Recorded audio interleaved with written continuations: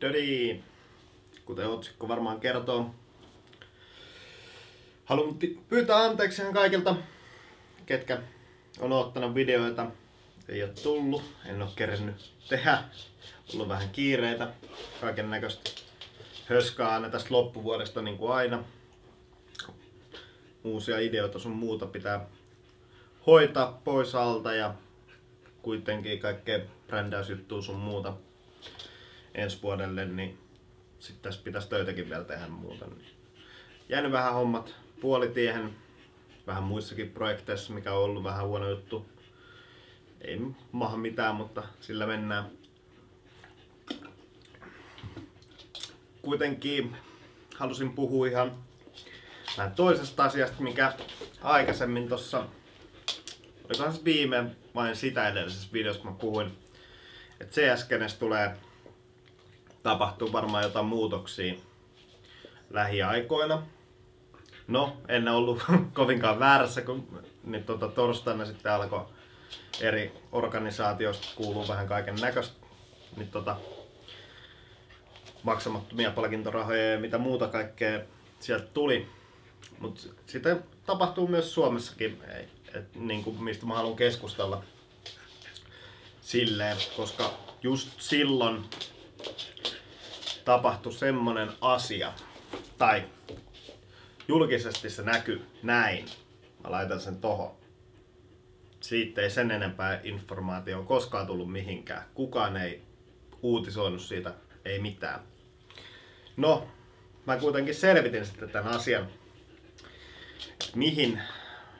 mikä se oli, minkä takia oli moti mennyt ja pettymys, tuntee itsensä niin kuin petetyksi. No, asiahan oli viime viikonloppu, taisi olla, joku varmaan muistaa, niin Alientech All Stars, missä oli Tivistä ja muut ihan hyvin. Mutta se ei ollutkaan ihan, homma ei mennytkään ihan niinku Strömsössä.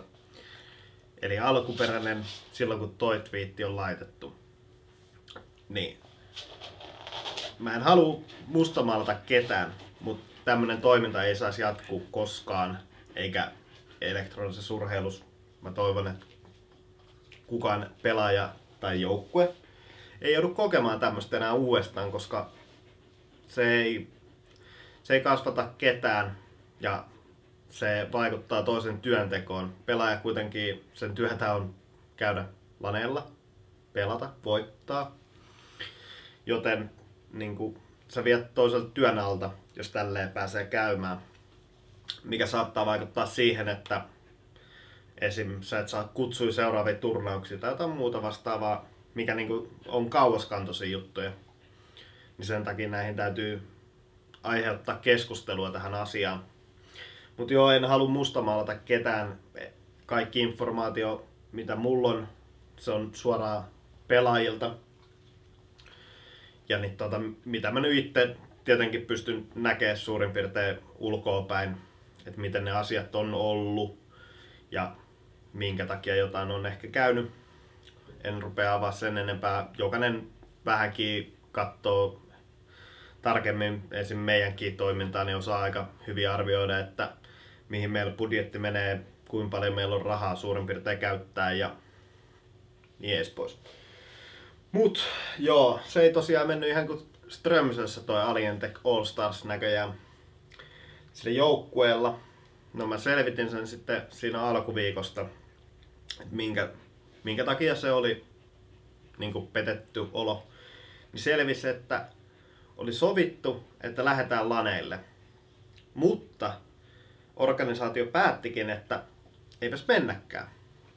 Että keskitytäänkin ihan toiseen juttuun. Mikä on siis niinku, okei, se on järkevää tietyssä suhteessa, mutta kun tiedetään, että niinku pelaajat on valmistautunut jo siihen yhteen hommaan, kaikki pitäisi olla valmiita, sit sä vedät vaton alta.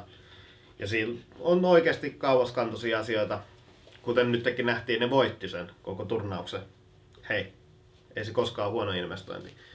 Mutta, joo, ne niinku perusen homman, oliko se nyt 2 viikkoa ennen sitä eventtiä, organisaatio ilmoitti, että ei lähetäkään. Et onko nyt, ei ole rahaa tai mitä muuta, en käy sitä sen enempää vatvomaan. No, mähän tietenkin, koska mä sanoin itse asiassa silloin, kun ne Sainessani joukkojen, myös jossain täällä mun videossa, sanoin, että jos niillä tulee ongelmia, niin me otetaan aina avosylin vastaan. Mutta tässä tapauksessa mä en edes tarjonnut tiimipaikkaa tai mitään. Mä vaan sanoin pelaajille, että mä voin maksaa sen. Että jos se hinta lentolippujen hinta pysyy samana, siinä menee suurin piirtein viikko, että mä saan rahat kasaan. Et jos se lentolippujen hinta pysyy samana, niin mikä siinä? Kyllä mä voin sen maksaa, että pelaajat pääsee sinne. Ja nyt en halua kuulostaa miltä ja sieltä pelastan kaikki maailman e-sports-tiimit siltä, että organisaatiot pettää.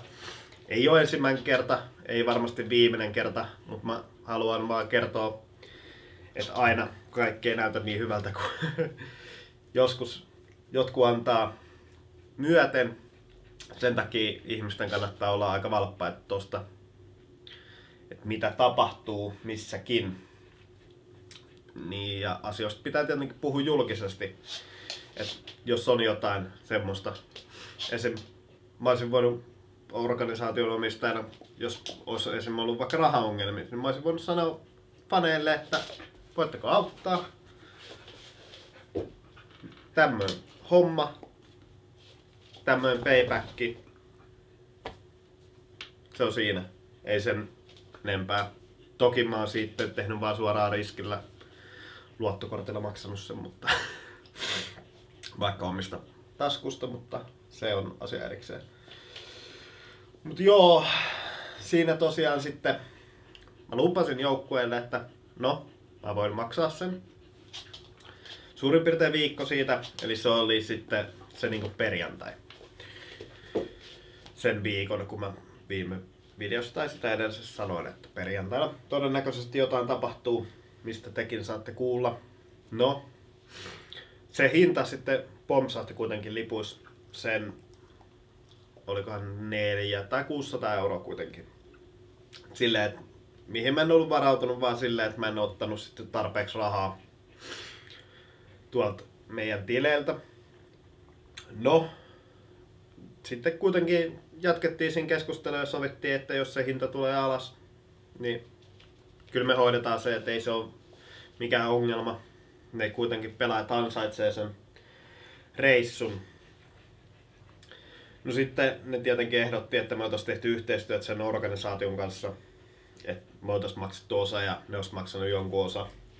Mikä ei nyt tietenkään meille käy, koska miksi me nyt autettaisiin jotain, joka on pettänyt jo, mikä on niinku aiheuttanut sen alun perinkin koko asian. Niin ei siinä ole mitään järkeä. Et mieluummin me oltaisiin sitten vaan, vaikkei me oltaisiin siitä mitään näkyvyyttä saatukaan, niin me oltaisiin vaan todettu, että hyvää karmaa tuli tässä hommassa. Mikä on ihan aika yleinen käytäntö kuitenkin. En mä ole hirveästi yleensä tarvinnut kertoa kellekään, jos mä oon jotain auttanut. Mutta tää oli kuitenkin sen verran isossa mittakaavassa kuitenkin, kun tää näkyy sitten, se voittaminen näkyy, kato, joka puolella. Niin parempi kertoa aina se tarinakin siitä takaa. No, sit me kuitenkin vielä keskusteltiin siinä. Ne hinnat ei oikein lähtenyt laskuun. Lentolippujen hinnat siis, jos ollaan tarkkoja. Ja sitten keskusteltiin siitä, että pelaajat olisi maksanut osan siitä, tai pelaajat itse tarjosi sitä, että ne olisi maksanut osan siitä. Mikä nyt mulle ihan fine, mä olisin voinut maksaa kuitteja vastaan sitten ne loputkin, mitä ne on maksanut takaisin, kun aika koittaa, että saa siirrettyä taas rahaa niin ees pois. Mikä sille oli ihan jees. No, sitten kuitenkin tällä meidän painostuksella periaatteessa toisen organisaation suuntaan, että me näytettiin, että jos te ette pidä huolta pelaajista, niin joku toinen pitää. Niin ne sitten sai jostain rahaa. En käy sanomaan, että mistä. Tai loppujen lopuksi mua ei hirveästi kiinnostakaan. Mutta tärkeintä tässä on se, että se joukkue pääsi sinne.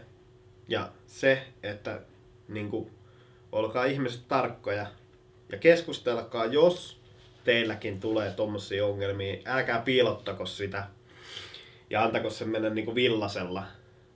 Koska siinä ei ole oikeasti kauaskantoisia hommia, varsinkin sitten jos se jää niin piiloon, että kukaan muu ei sitten pysty auttamaan esimerkiksi asiassa. Niin kuin tässä nyt kävi silleen, että mä painostin, niin sitten toisetkin tekee hommia niin kuin oikeasti pitäisi.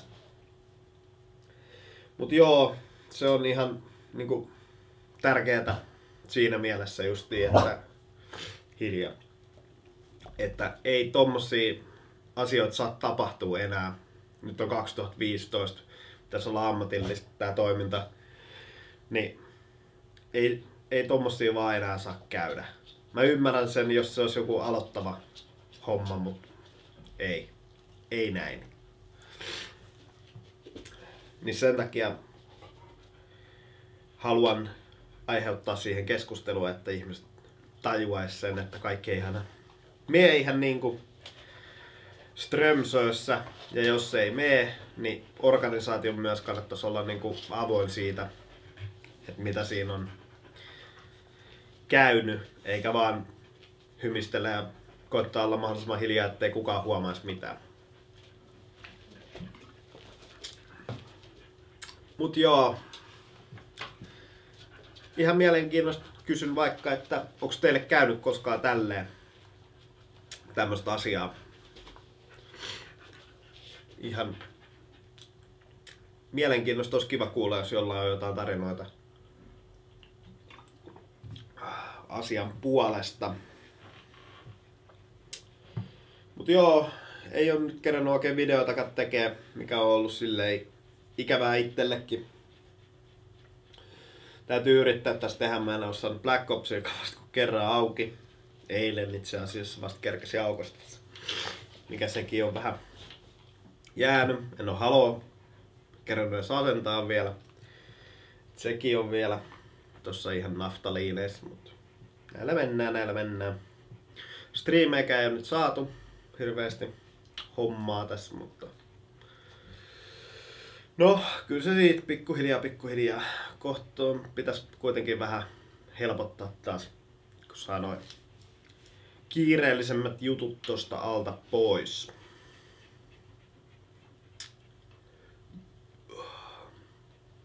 Mitähän vielä? No, siinähän se aika lailla. Mennään näillä seuraavaan kertaan. Koittakaa muistaa, että kaikki asiat ei aina mene hyvin.